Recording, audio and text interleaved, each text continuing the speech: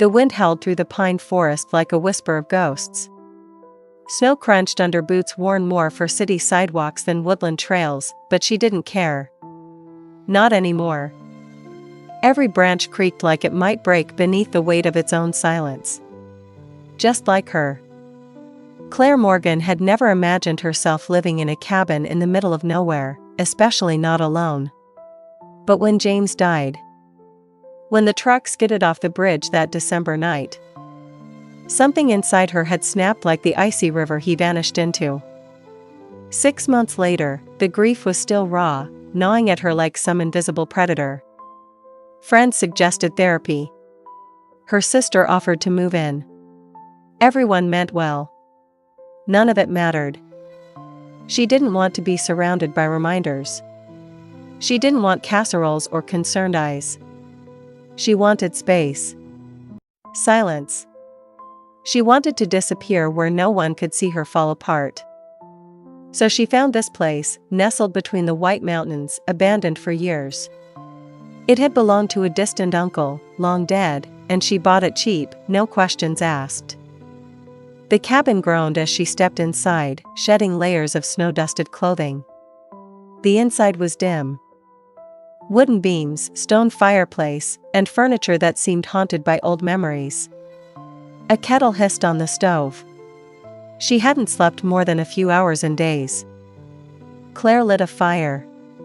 The flames cast flickering shadows across the walls like dancing ghosts. She stared into it, numb. The smell of pine smoke was comforting. The silence pressed against her eardrums. A part of her longed to hear James' voice again. Deep, soothing, always calm in a storm. But all she had now were the creaks of the wind and the echo of her own thoughts. That night, she dreamed of wolves. She stood in a forest, surrounded by mist. Trees loomed like giants, silent and watchful. A single wolf stood before her. Tall, silver gray, with eyes like moonlight and sorrow. It didn't bare teeth. It didn't growl. It simply stared, unmoving, until she awoke with a gasp and cold sweat on her brow. Oddly, she didn't feel afraid. Day 2. Claire chopped wood. She wasn't good at it, but it didn't matter. The ache in her muscles dulled the ache in her heart. The axe thunked into the log unevenly. Her hands blistered. She didn't stop. The forest was alive with whispers. Wind threading through pine needles, the distant knock-knock of a woodpecker, something rustling in the underbrush. She paused, eyes narrowing. Probably a raccoon. Or a bear. She was alone out here. There was no cell signal, no neighbors for miles. Just the vast stretch of forest and sky. The isolation should have frightened her, but it felt like penance. Like peace. That night, she heard it. A howl.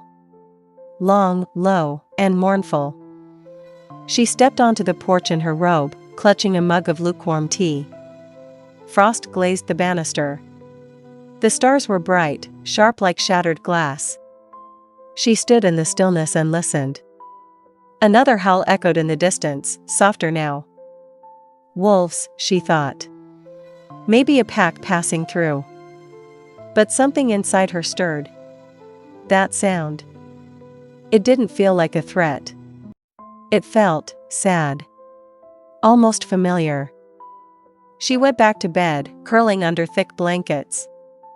Just before sleep took her, she thought she saw movement outside the window.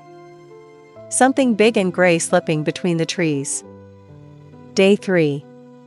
She found the tracks near the woodshed. Paws the size of dinner plates. Not a dog. Not a coyote. A wolf. Definitely a wolf.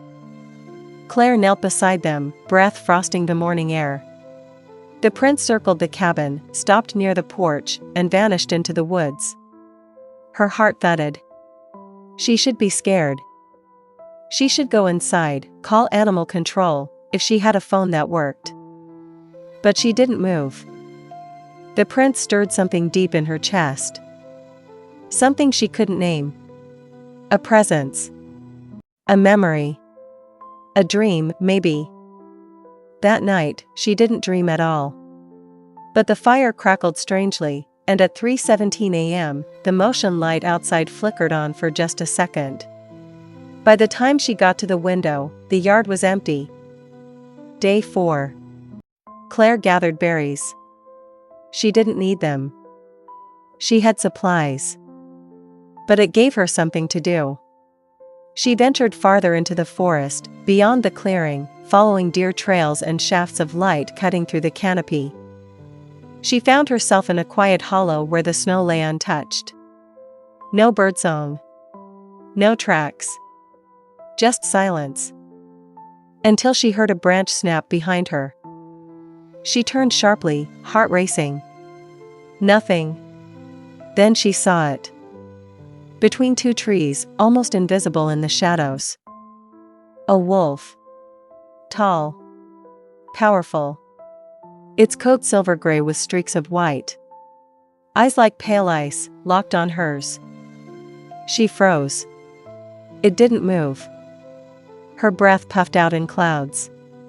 Slowly, instinctively, she lowered her gaze. Not out of fear, but respect. A heartbeat passed. 2. The wolf blinked once, then vanished into the trees like smoke.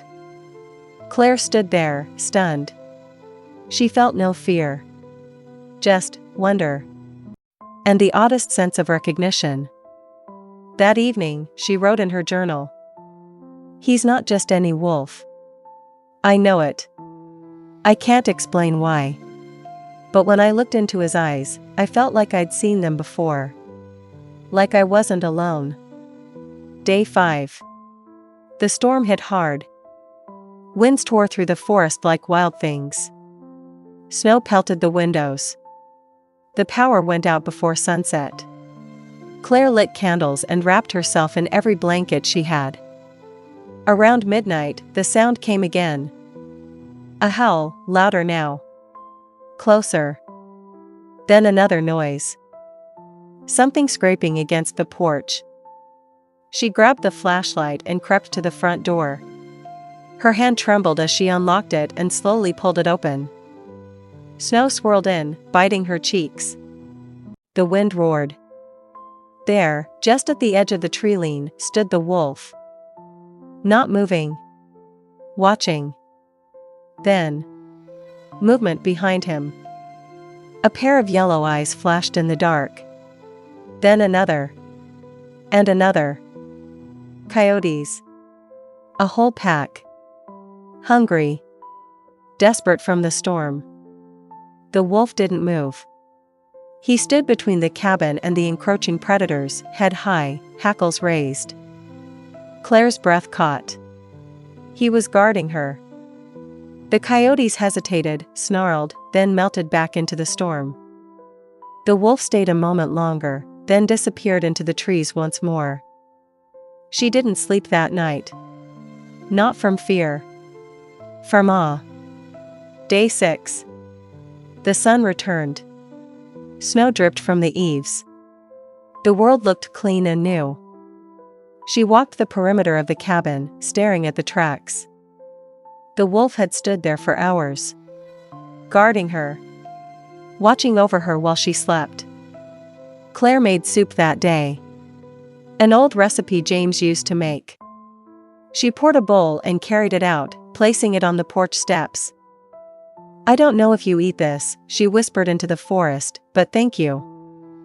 By morning, the bowl was empty. Claire stepped onto the porch just after sunrise.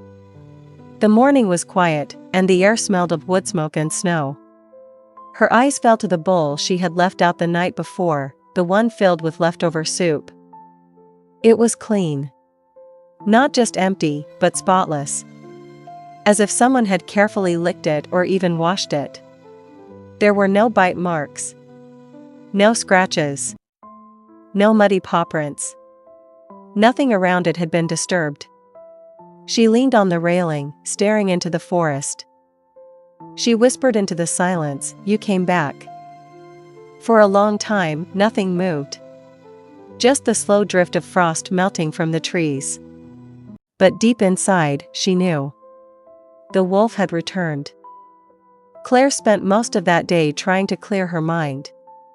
She cleaned the cabin, not because it was dirty, but because it gave her something to do.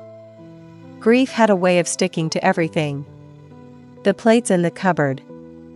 The dented table where James used to drink his coffee. Even the dusty bookshelf seemed heavier with memories. That's when she saw it. Behind a row of old paperbacks, half hidden and covered in cobwebs, there was a thick, weathered journal. The cover was worn leather, and the pages inside had yellowed with age. She sat by the fire and opened it gently. The handwriting was uneven, but she could make out the name on the inside cover. Samuel Morgan. Her uncle. The man who had once owned this cabin. The first entry was dated over 60 years ago. It read, "It's not madness. I saw him again last night. Same eyes. Same posture. Just beyond the trees. Every full moon, like clockwork. Watching." Claire felt the hairs on her arms rise. She flipped through the journal, slowly at first, then faster. Page after page mentioned the same creature. Always alone. Always near. Always watching. The silver wolf. One entry caught her attention and made her chest tighten. It said, "I woke to paw prints around the cabin again. No sign of a pack. No kill. Just him. He never threatens. But I feel him at night. Like a shadow at the end of my bed." Claire closed the journal slowly. Her hands trembled. She looked toward the window. Outside, the forest was still. That night, she dreamed again. She was in the woods, standing in a quiet circle of trees. The wolf was there. Taller than she remembered. He stepped forward slowly. Carefully. His eyes locked with hers. And then, he bowed his head. She reached out, unsure why, and touched his fur. It was coarse and warm under her fingers. His eyes looked into hers, and something passed between them. Not fear. Not danger. Recognition. Then the fire began. In the dream, the forest lit up. Flames licked the trees. Smoke filled the air. The wolf turned sharply and growled. Behind her, she heard a child scream. She woke gasping, the sheets tangled around her legs. The air in the cabin was cold, but she was sweating. The dream had felt so real. The next morning, she couldn't ignore the pull anymore. Something was calling her outside. Not into the forest, but behind the cabin. Beyond the shed and down a slope thick with fallen branches and ice-crusted leaves. That's where she found it. A clearing. Blackened. Burned. The snow had melted away from a ring of scorched ground. The remains of a fire pit sat in the center, twisted with rust. Around it were old, charred stumps. The smell of ash lingered, even after all this time. Claire stepped carefully into the center and knelt. Her hand brushed something cold and metallic under the snow. A locket. It was damaged by heat, blackened around the edges. She pried it open gently. Inside were two small, faded photos. One was a man with a thick mustache. Her Uncle Samuel. The other was a young boy. Maybe 10 years old. Brown hair. Big eyes. Innocent. Claire clutched the locket in her hand and stood, her legs trembling. Back inside the cabin, she opened the journal again. Near the end, the writing had become more frantic. More broken. One passage stopped her cold. It said, "I tried to save the boy. I swear I did. But the fire came so fast. The wind was against us. I lost him. I lost everything. Except the wolf. He pulled me out. Dragged me from the fire. He saved me. I never saw the boy again. No bones. No remains. But the wolf was there. Waiting. Claire stared at the locket again. The boy was never found. The wolf had saved Samuel. And had been seen again and again over the years. The question sat heavy in her chest. Was it the same wolf? Could it be? She needed answers. Real ones. The next day, Claire hiked down to the ranger station at the edge of the preserve. It was a long walk through slush and cold wind. The man inside the station was older, in his 60s, and barely looked up from his crossword puzzle. She asked about a fire that had happened decades ago, near the Morgan cabin. The ranger rubbed his chin and nodded slowly. Yeah, I remember that one. Big fire. Late 70s, I think. Took out a good chunk of forest. Thought it was a lightning strike. One kid went missing. Morgan family. Sad stuff. He rummaged through a drawer and handed her a newspaper clipping. She unfolded it.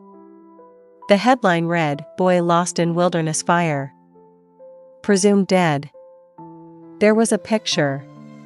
A black and white photo of a boy. It was the same boy from the locket. Her uncle hadn't been lying. A boy really had gone missing here. And now she was having dreams about a fire. Dreams about a child screaming. And a wolf. That evening, back at the cabin, she placed the locket on the windowsill. The one facing the woods. She didn't say anything. She just let it sit there. In the morning, it was gone. And in its place was a small tuft of fur. Silvery gray. Almost glowing in the pale light. Claire didn't know how to feel. She sat by the fire as evening fell. The journal rested in her lap. The wind whispered outside like a soft warning. Then came the footsteps. Not loud. Not rushed. Just soft, measured steps circling the cabin. She stood slowly, picked up the lantern, and opened the door. He was there. The silver wolf. 10 feet away. His eyes gleamed in the darkness. He didn't move. She stepped onto the porch, careful not to make sudden motions. Her voice was barely more than a breath. "Who are you?" The wolf tilted his head. In that moment, something passed between them. Not words. Not images. But feeling. Memory. He turned slowly, walking into the trees. This time, she didn't stay behind. She followed him. The snow was soft beneath Claire's boots as she stepped off the porch and followed the wolf into the trees. The forest swallowed her almost instantly. The lantern in her hand cast a golden circle of light, but everything beyond it was deep shadow. The wolf didn't look back. He moved quietly, as if he floated just above the snow. His silver fur caught the moonlight and shimmered like water. Claire walked slowly at first, unsure if this was real or just another dream. But she could feel the cold on her cheeks, the tightness in her chest. This was no dream. He led her deeper into the woods. The pine trees grew taller here, their trunks thick and twisted with age. Wind whispered through the branches like distant voices. Sometimes Claire thought she heard words in them. James' name. A boy's laughter. The crackle of fire. But she kept moving, following the quiet rhythm of the wolf's path. The silence was heavy. It wasn't until she'd walked for almost an hour that she realized something strange. There were no other animal sounds. No birds. No rustling. No howling in the distance. Only her breath and the crunch of snow. The deeper she went, the more the forest seemed to hold its breath. Then the wolf stopped. They stood at the edge of a narrow clearing. The trees opened up, revealing a place that didn't feel like it belonged to this time. The snow here was untouched, like no creature had dared to walk across it. Moonlight poured down in silvery beams, and in the center of the clearing was a small, overgrown stone circle. Claire stepped forward, heart pounding. The stones were worn and ancient, covered in moss. Some had fallen over. But it was clear this place had once meant something. Maybe to her uncle. Maybe to others before him. Maybe even to the wolf. The silver animal stood beside the stones and looked up at her. Not like a beast. Like a guardian waiting for her to remember something. Claire knelt by one of the stones and brushed away the snow. Something was etched into the surface. A name, barely visible. Elias. She froze. That was the name from the locket. The name of the boy in the photograph. The one lost in the fire. Her hand trembled as she reached into her coat and pulled out the locket again. She opened it, stared at the picture of the boy, then at the stone. It had to be him. The wolf moved closer. He sat beside the stone and let out a soft, low sound. Not a growl. Not a whine. Something deeper. A kind of mourning. Claire's throat tightened. The wind shifted. And for a moment, she could smell smoke. Not from the cabin. Not from her lantern. From a fire long gone. And just like that, the vision came. She didn't close her eyes. It came to her wide open, as if she were watching a memory left behind in the air. She saw a boy running through these very trees. Laughing. His voice echoing. He wore a red scarf. The same one from the photograph. A man called after him. Samuel. Her uncle. The boy was Elias. The fire came fast. The flames leapt from the trees like claws. Smoke rose into the sky. Elias was trapped. Samuel shouted his name. The boy screamed for help. And then, from the smoke, a shadow appeared. The wolf. Silver. Larger than any wolf should have been. He leapt through the fire. Grabbed the boy's jacket in his teeth. Dragged him from the edge of the flames. But something changed. The wind turned. The fire grew stronger. Elias was pulled from the smoke. But not as a boy. Not anymore. The vision faded. Claire gasped and stumbled back, snow crunching beneath her. Her chest rose and fell as if she had run a mile. She stared at the wolf, who now stood again, watching her. She didn't understand. How could that be? Was he Elias? No. That couldn't be possible. Unless... She thought of the journal. Of her uncle writing about a wolf who always came back. A wolf who dragged him from the fire. A wolf who returned again and again, year after year, decade after decade. A wolf who had eyes full of memory. Could a soul return? Could grief anchor someone here for a lifetime? Or more? The wolf turned again and began to walk. Claire followed without question. They moved deeper into the woods. The trees grew denser again, and now, the path curved downward. She realized they were heading toward the ravine. An old dry riverbed James once said was too steep to climb down. They reached the edge, and the wolf paused. Below, she saw the remains of something. Old beams of wood. A crumbled foundation. A collapsed stone chimney, blackened by time. It had once been a cabin. Maybe the original Morgan homestead. The wolf climbed down first, sure-footed and silent. Claire followed carefully, slipping twice on the frozen rocks. When she reached the bottom, she stepped into the ruins. Snow had drifted through the open walls. Pine needles crunched under her boots. And there, sitting beneath what remained of the fireplace, was another object. A child's boot.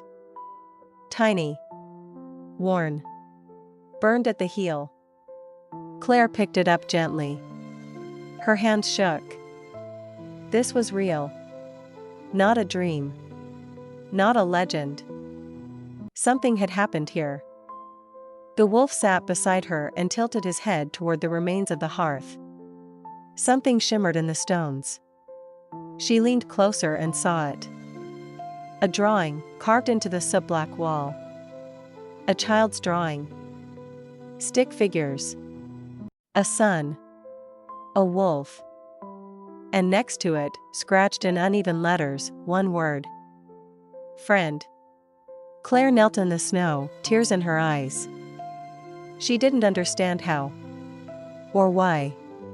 But she knew this creature had loved that boy. Or maybe had been that boy. Lost in fire. Bound by grief. Watching over this land ever since. And maybe, just maybe, watching over her too. Because the night James died, she had come here. Alone. Lost. Broken. And the wolf had appeared. Not by accident. He had been waiting. The wolf stood and turned to her one last time before walking back into the trees. Claire stayed where she was, clutching the burned boot and the locket close to her chest. For the first time since James had died, she did not feel alone. Claire stayed at the old ruin until the sun dipped behind the treetops. The forest grew colder, darker, quieter. The wind picked up, brushing snow from the branches above and dusting her coat and hair like ash. But she didn't move. She sat there, holding the burned boot in her lap, her back pressed against the crumbled hearth. She watched the shadows stretch across the snow as night came on. The silver wolf was gone now. Vanished into the trees again, silent as ever. But the feeling remained. She could still feel his presence, like something unseen standing just beyond the circle of light. Not watching her out of hunger or instinct. Watching her the way someone would protect something fragile. It was strange, she thought. For the first time in months, the silence around her no longer felt empty. It felt full. Like the forest itself had something to say if she would only listen. Eventually, she stood and began the climb back toward the cabin. The path was steeper going up, and more than once she slipped and had to grab onto a low branch for balance. Her legs ached by the time she reached the top, but her heart felt calmer than it had in weeks. When she reached the clearing, the cabin's windows glowed warmly in the distance. She hesitated. Then she turned and looked back at the ravine. Snow had already begun to cover her tracks. She whispered, not sure who she was speaking to. "Thank you." That night, Claire lit a fire and sat beside it with her uncle's journal. The entries felt different now. Not like strange ramblings from an old man, but like pieces of a larger truth. Some pages she had skipped before now made sense. One entry read, "He's still here. Not just a wolf. Something older. Something bound to this place. I saw him watching the graves again. He remembers." Claire turned the page. Another line jumped out at her. "I asked him once, out loud, who he was. I swear he understood me. I swear he looked right into my soul and forgave me. Forgave me." Claire closed the journal slowly. Her uncle had carried guilt. All those years. Maybe he had blamed himself for Elias disappearing. Maybe he thought the fire was his fault. Maybe the wolf, this guardian, this shadow, had stayed to make sure it never happened again. She looked to the windowsill. The locket was there once more. She hadn't brought it back. It sat in the exact same spot as before. Untouched. Cold. Quiet. She didn't know whether to feel fear or comfort. Eventually, sleep took her. In her dream, she was a child again. Running through the woods behind her parents' farmhouse. Laughing. The trees were taller than she remembered. Her boots kicked up dirt and leaves. In the dream, someone was chasing her. But not in a bad way. It was like a game. Something warm. A presence just behind her. She turned and saw it. The wolf. Not silver this time, but young. Smaller. Fur darker. His tongue lolled from his mouth as he ran. They played. She laughed and fell to the ground, breathless, the sky spinning above her. And then the dream changed. The sky darkened. Smoke rolled in. The wolf stood over her now, no longer a pup. Larger. Fiercer. Still watching. Still guarding. When she woke, her cheeks were wet with tears. But she wasn't afraid. The next day, she walked the edge of the forest with a new purpose. She didn't go in. Not yet. But she stood near the trees and waited. Just waited. And she was not alone for long. A rustle. A low crunch in the snow. Then, across the clearing, he appeared again. The silver wolf. This time, he did not keep his distance. He walked forward, slowly, step by step, until they were only a few feet apart. Claire did not move. She didn't speak. She simply knelt down, careful and quiet, and held out her hand. He stopped. Tilted his head. Then, after a long pause, he moved closer. And closer. Until his nose touched her fingers.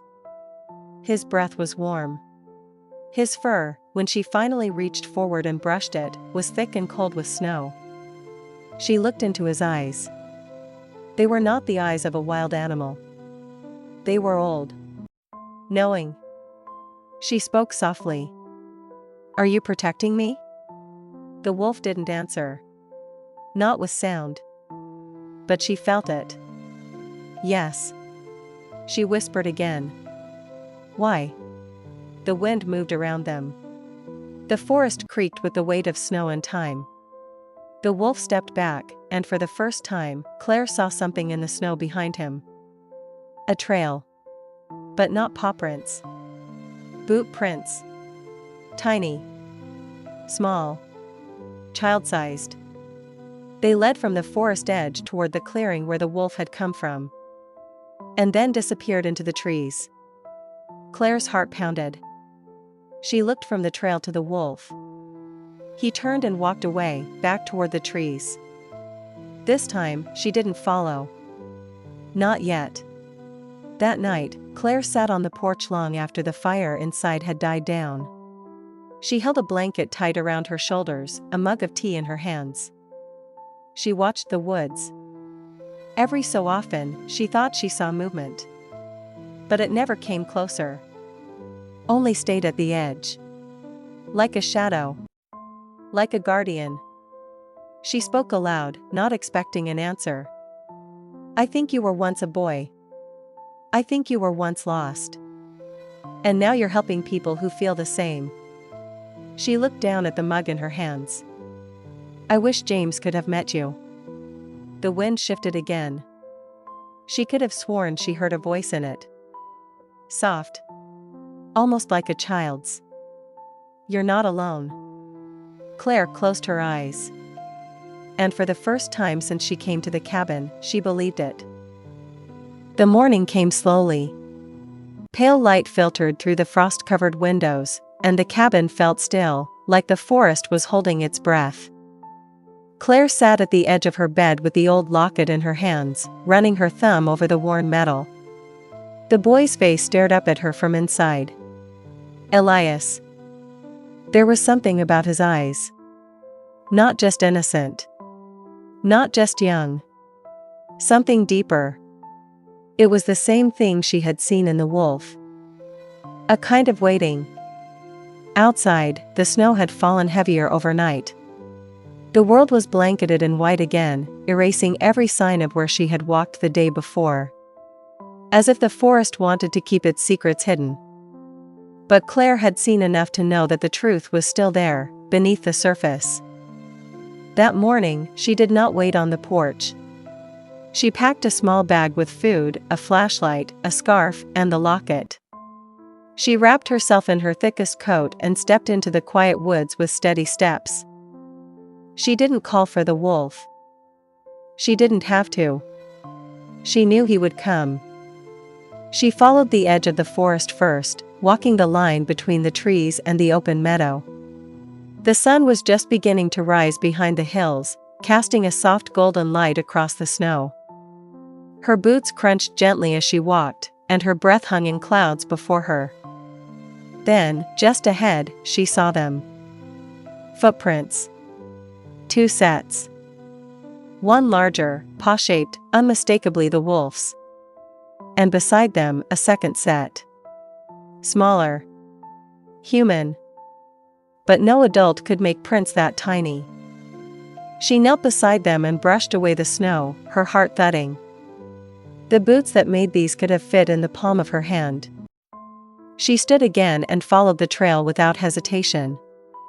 It led deeper into the forest, weaving between the trees, curving past old pine trunks and frozen creeks.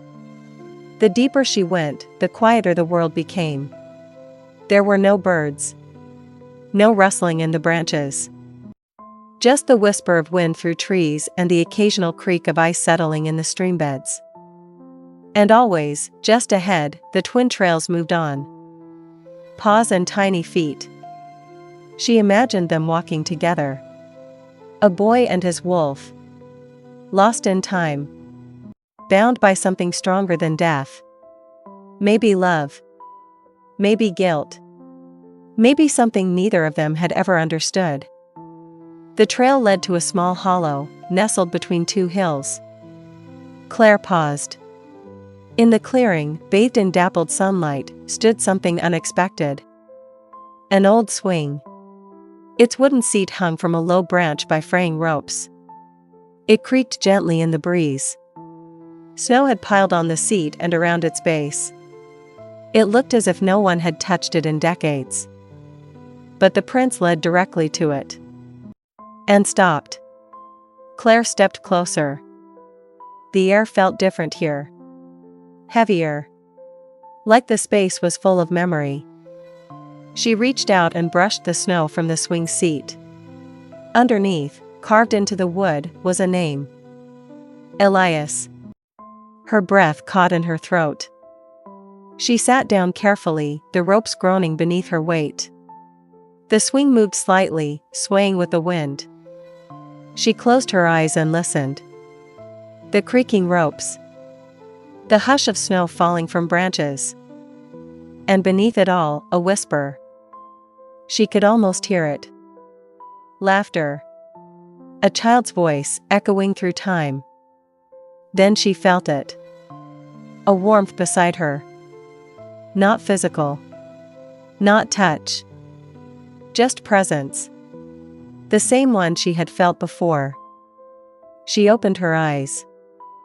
The wolf stood at the edge of the clearing, watching her. But this time, he wasn't alone. There was something beside him. A shimmer. A flicker. Like light through smoke. A shape.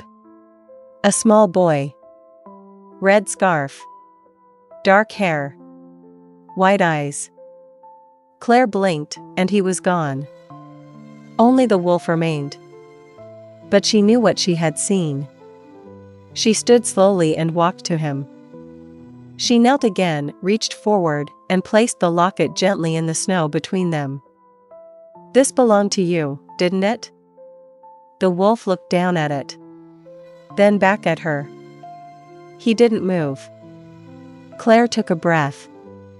I think you stayed because no one ever came for you. The forest creaked. She continued. But I'm here now. And I remember. I remember the name. The fire. The boy.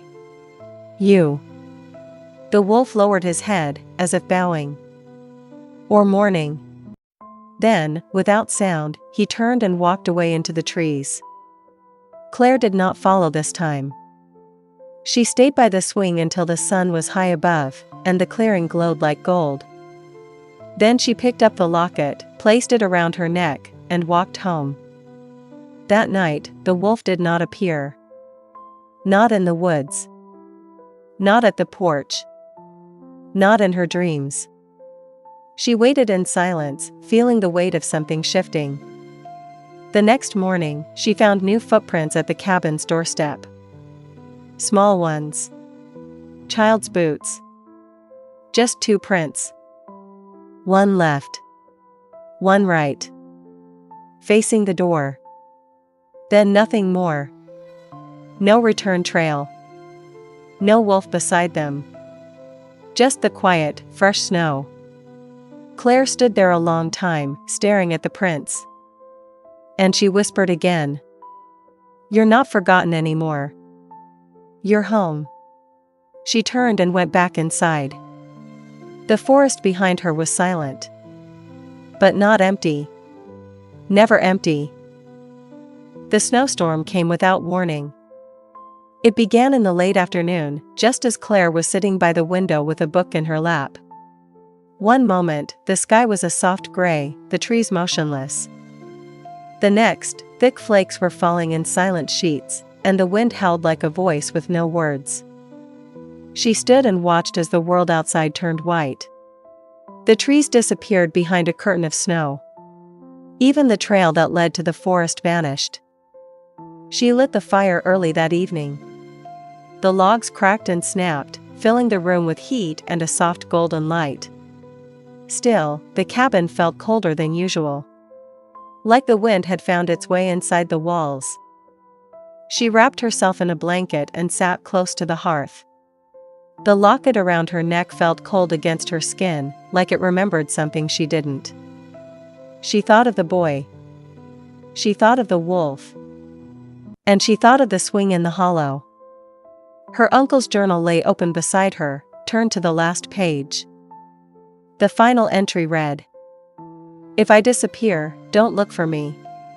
I made peace with the woods long ago. And I know he'll be there at the end." Claire traced the words with her fingers. She whispered aloud. "You weren't afraid, were you?" The fire shifted. Sparks rose. The wind rattled the window panes like fingers tapping on glass. Then something strange happened. The locket grew warm. At first, she thought it was from her body heat. But it pulsed. Softly. Once. Then again. Like a heartbeat. She touched it gently. It felt alive. And with it came a feeling in her chest. Urgency. A pull. She stood, boots already by the door, coat waiting on the hook. She didn't even think. She just moved. The storm was fierce outside. Snow hit her face in icy sheets. The wind shoved her back with every step. But she pressed forward, the locket warm against her heart, guiding her. The footprints from the morning were gone now, buried beneath fresh snow. She found the path only by memory. Past the trees. Down the slope. Through the pines where the forest thickened. She followed the route toward the swing in the hollow. But something had changed. She smelled smoke. Not from the cabin. Something older. It was faint but sharp. Like charred wood and ash carried on the wind. Her heart beat faster. She ran the last few yards through the trees, slipping once, catching herself on a low branch. Then she stopped. The clearing was empty. No swing. No snow. Just blackened earth. As if the fire had never stopped. Claire stood there, confused, breath heavy in her chest. The swing had been real. She had touched it. Sat on it. Now it was gone. In its place was scorched ground. The snow around the clearing melted in a perfect circle. The trees at the edge were darkened by soot. She knelt, pressed her hand to the earth. It was warm. Not steaming. Not burning. Just warm. The wind carried voices again. Not words. Just sound. Memory. And then she heard something behind her. Footsteps. She turned quickly. Nothing. Then a shape appeared in the snow. A large shadow. Moving between the trees. And behind it, another. Smaller. Human. Claire stepped back, heart thudding in her chest. The wolf came into view first. Silver fur dusted with snow. Eyes locked on her. And beside him, walking slowly, was the boy. She saw him clearly now. Elias. The same face from the locket. But older than the photo. Maybe 8 or 9. He looked at her with calm eyes. Sad. Gentle. Not a ghost. Not quite alive. Something in between. Claire whispered. I see you. Elias didn't speak. But he raised one hand and pointed. Behind her. She turned. And saw the truth. There was a cabin. Half buried in snow. Blackened. Charred. But still standing. Not hers. The old one. The one from the fire. She had never found it before. But now it stood right there. Like the forest had chosen this moment to reveal it. The boy and the wolf walked toward it. Claire followed. They stopped at the front steps. Elias looked back at her once more. And smiled. Then he walked through the doorway. The wolf followed him. And the doorway closed. Not with a slam. Not with sound. It just faded. Claire stood there in the snow, staring at where the cabin had been. The wind went quiet. The smell of smoke was gone. The air was still. She turned in a slow circle. No prints in the snow. No sign of anything burned. The clearing was whole again. The swing hung from the branch. Covered in snow. She didn't understand. But she knew what it meant. They had moved on. Whatever had kept them here was finished. A promise kept. A memory honored. She sat on the swing once more. Held the warm locket to her chest. And cried. Not from fear. Not from grief. But from relief. They weren't lost anymore. And neither was she. The days that followed were quiet. Not empty. Not haunted. Peaceful. Claire stayed at the cabin. She woke early. Made tea. Sat by the window and watched the forest. The shadows no longer felt heavy. The silence no longer felt sharp. The air around the trees had softened, as if something had been set free. Every morning, she looked for tracks in the snow. There were none. No paws. No child's footprints. Not even deer. But she didn't feel alone. Not anymore. The locket still hung around her neck. It no longer grew cold or pulsed with heat. It was just a memory now. A story she would carry. Something that once mattered enough to change everything. One afternoon, she returned to the swing. The clearing looked the same as it had the day the boy vanished into the burned cabin. Snow sat in soft mounds around the trees. The air was still. She sat and let herself sway. She closed her eyes and let the forest speak. It did not whisper anymore. It hummed. She could feel it. Beneath the snow. In the trees. Something alive. Not just nature. Not just time. But a memory. The memory of a boy. And a wolf. And a love strong enough to wait through fire and frost. Claire looked up. The sun shone through the bare branches. She smiled. Then, without quite knowing why, she began to talk. Softly. To the air. To the snow. To the trees. She told them about her husband, James. She told them how he used to cook pancakes on rainy Sundays and sing songs off-key while cleaning the dishes. She told them how he always stopped to help animals in the road and how he had once rescued a crow with a broken wing. She told them about the day of the accident. How fast everything had happened. How quiet the hospital room had been afterward. She cried. But she didn't break. She kept talking. She spoke like someone untying knots that had sat too long inside her chest. And when she finished, she sat in silence again, the wind brushing her face gently. Somewhere nearby, a bird called out. First one. Then another. And just like that, the woods no longer felt like a graveyard. They felt like a church. When Claire returned to the cabin that evening, she found something unusual on the doorstep. A small carving. Wooden. Simple.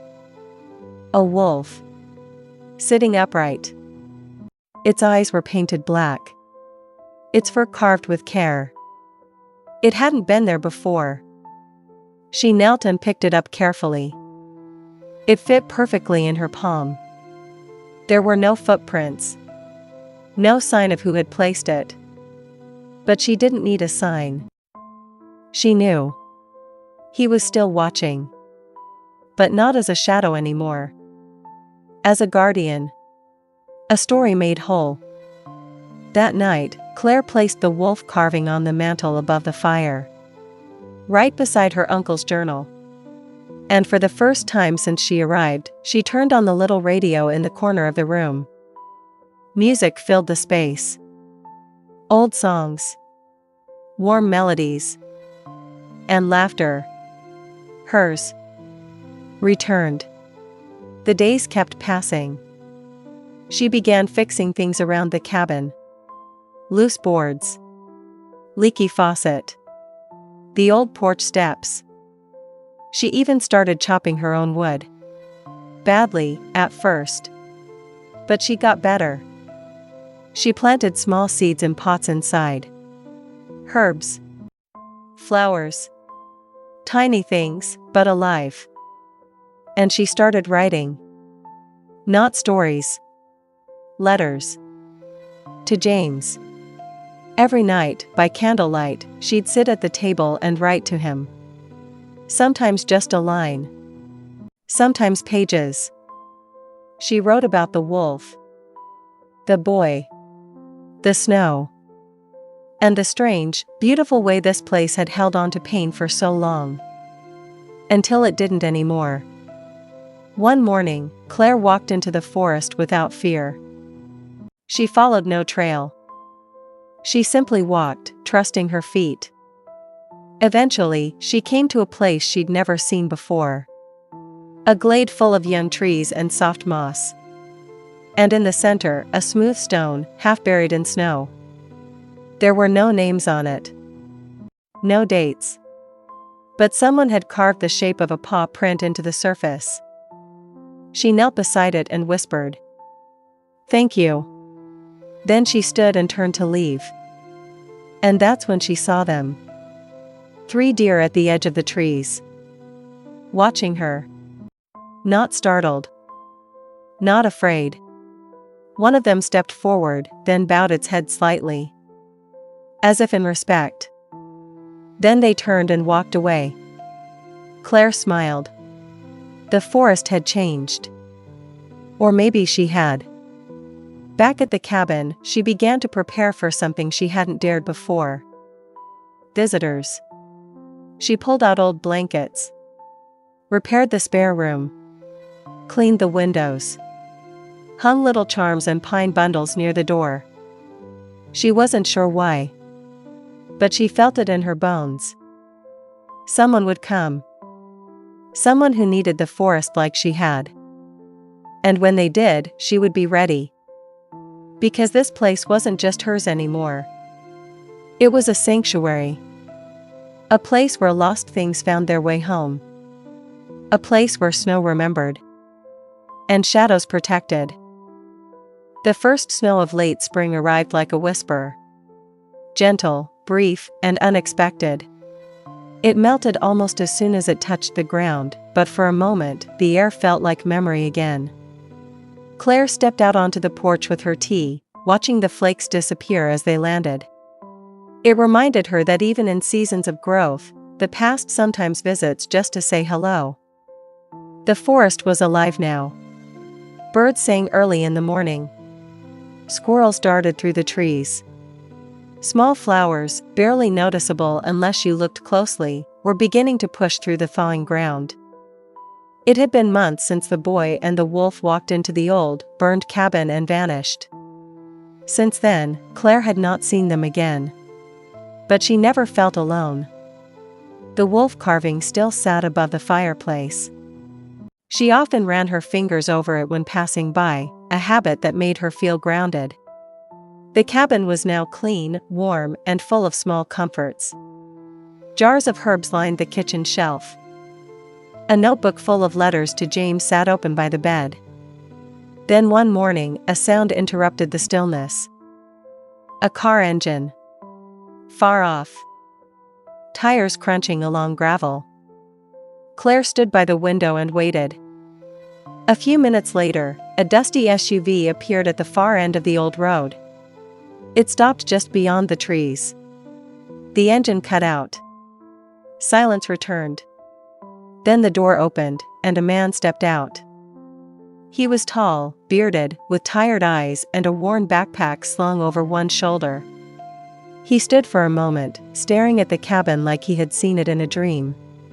Then he slowly approached. Claire didn't hide. She stepped onto the porch and waited. When the man saw her, he paused. "Hi," he said softly. "Hi.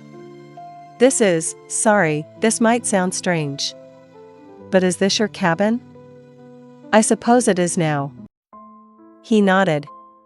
Looked down. Then back up. "I used to come here with my brother. Years ago. Our uncle owned it." Claire's breath caught slightly. "Your uncle?" "Yeah. Bill Keaton. He passed a while ago." Claire stepped down from the porch slowly. "He was my uncle too." The man blinked, stunned. "Claire?" She nodded. He laughed, not from humor but disbelief. "I'm Theo. Your cousin." Claire reached out and hugged him before she even thought about it. The forest had called someone back. And it had been family all along. Later, over tea, they sat at the table and shared stories. Theo had been living out of state, working as a park ranger. After Uncle Bill's death, he had gone through papers, old records, and journals. Something in those pages kept pulling him back to this place. "I don't know why," he said. "I just felt like there was something unfinished here." Claire nodded slowly. There was. Theo looked around. "This place looks better than it ever did when I was a kid. It feels different." "It is," Claire said. "But not because of anything I did." He raised an eyebrow. "You wouldn't believe me if I told you." "Try me." And so she did. She told him everything. The wolf. The boy. The swing. The fire. The locket. The silence and the storm. The memories buried in the snow. He didn't interrupt. He didn't laugh. When she finished, he looked out the window at the trees. "I believe you," he said quietly. Claire felt her chest loosen, just a little more. Theo stayed the night. Then he stayed a week. Together, they fixed up the cabin even more. Repaired the roof. Cleared the trail out back. Found old stones from what might have been the original cabin's foundation. And slowly, a new idea began to form. Not spoken. Not planned. Just felt. This place could be more than a memory. One day, a letter arrived. Claire found it tucked between the door and the frame. No mail truck. No delivery person. Just a folded note written in neat, careful handwriting. It read, "I heard there's a place in the woods where people get found. Could I come?" It was unsigned. Theo found her standing on the porch, holding the note. "Do you think someone left it here?" Claire nodded. "Or maybe, the forest delivered it." They didn't laugh.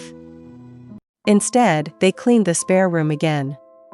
Prepared an extra chair for the table. Left the porch light on that night. No one came. Not that day. Not the next. But on the third evening, as the sun dipped behind the trees, Claire saw movement at the edge of the forest. A girl. Maybe 19. Tired eyes. Hands in her coat pockets. She didn't speak. She just looked up at the cabin like she had been walking toward it her whole life.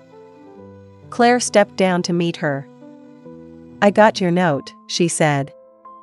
The girl's voice was quiet. "I didn't know where else to go." "You came to the right place." Claire held the door open. The girl walked in. And the cabin, once full of shadows, glowed. The next few weeks brought more visitors. A woman with a cane who had lost her son. A veteran who hadn't slept in months. A man who had forgotten how to speak and only wrote poetry in silence. They came without directions. Without plans. Just a need. And every time, the forest led them to Claire's door. She never asked how they found it. She just welcomed them in.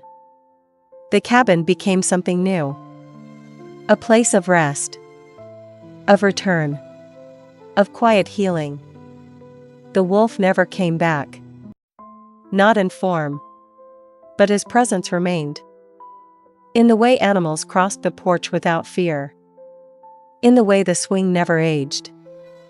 In the way the snow melted gently only around the old stone in the glade. Claire often walked there with new visitors, telling the story of the boy and the wolf. Some cried. Some just listened. But every person left something behind. A stone. A letter. A carving. A part of their old pain. And they carried something new away with them. Peace. The kind that lingers. Like footprints that refuse to fade. Claire stood at the edge of the hollow, just as the morning mist began to rise from the trees. The air was cold but not biting, the kind of chill that makes you breathe deeper and listen more closely. She had started each day like this now. Quiet walks to the glade. Past the trees. Down the slope. Toward the swing that still hung silently from its branch. The same place where Elias, the boy with the quiet eyes, had vanished with his wolf into the burned cabin that no longer stood. Except now, the clearing no longer felt like a place of sorrow. It felt sacred. A resting place. A turning point. Claire carried a small notebook in her coat pocket. She called it the Book of Arrivals. Inside, she wrote the names of everyone who found the cabin. Not their full names, just first names. Or sometimes no name at all. Just a small symbol or a single word they chose for themselves. Some stayed for a few days. Some stayed for weeks. One or two never left. Like Theo. He had turned one of the old sheds out back into a workshop. Carving tools. Wooden figures. Tiny animals. Smooth stones with designs burned into them. He didn't talk much, but his presence filled the silence in a way that felt steady. Grounded. Claire had found her rhythm too. She cooked. She listened. She told stories when people couldn't find words of their own. The visitors came one by one, as if the forest knew when to open and when to rest. One day it was a young mother with no suitcase, just a baby strapped to her chest and a heavy sadness in her eyes. Another day, a man with ink-stained hands who had stopped writing after his brother died. Each time someone arrived, the forest greeted them. A bird landing softly on the railing. A fox crossing the path without hurry. Even the snow seemed to fall lighter on those days. Claire never asked where they had come from. Only what they needed. And even then, not always with words. Sometimes a cup of tea was enough. Sometimes just sitting together in the hush of the woods was all they needed to remember who they were before the grief, before the fear. Sometimes, she read to them from her uncle's journal. Especially the final page. If I disappear, don't look for me. I made peace with the woods long ago. And I know he'll be there at the end. She understood now what he meant. This place was never about running away. It was about coming back. To something deeper. Something older than pain. Older than memory. The forest remembered long after people forgot. One evening, as the sky turned pink and orange, Claire sat on the porch with the baby asleep in her arms. The young mother had gone into town for supplies. The child had curled up in Claire's lap without protest. As the baby breathed softly, Claire looked out across the trees. A shadow moved between the trunks. Tall. Graceful. Silent. For a moment, she held her breath. Then she saw them. A pair of wolves. One silver. One darker. Just watching. Not with threat. Not with hunger. But with knowing. The silver wolf stepped forward just enough for her to see his eyes. The same eyes she had seen in the firelight. Elias's guardian. Claire didn't speak. She simply nodded. And in her heart, she whispered, "Thank you." The wolves turned and disappeared into the trees. She didn't feel the need to follow. She understood. Some guardians never leave. They simply step into the background, watching from the wild. Claire looked down at the child in her arms. Safe. Warm. Protected. This place would outlive them all. The forest would continue to whisper to the ones who needed it. To the broken. The wandering. The forgotten. And she would be here. The keeper of the hollow. Not its owner. Not its master. Just someone who understood its language. Later that night, she found Theo standing at the edge of the path, holding a lantern. He looked at her, then nodded toward the clearing. She followed him. When they arrived, she saw what he had done. Around the base of the swing, he had placed small carvings. A bear. A bird. A wolf. A child. Each one hand-carved from wood, placed carefully on smooth stones in a circle. He said nothing. She placed her hand on his shoulder. "This is a good place," Theo said quietly. "It is. Do you ever think, maybe we were supposed to find our way here?" "I don't just think it," Claire whispered. "I know it." The wind stirred the trees gently. And for a moment, she could almost hear laughter in the air. Not hers. Not Theo's. But Elias's. Soft. Free. Happy. The pain had become part of the story, but not the end of it. The forest had seen to that. The forest held its breath as dawn crept slowly over the trees. Claire stood by the window, watching the first soft light touch the snowy ground. The cabin was warm behind her, the fire crackling softly. Outside, the world was still. Quiet and full of possibility. It had been nearly a year since she arrived here, carrying grief heavier than the winter snow.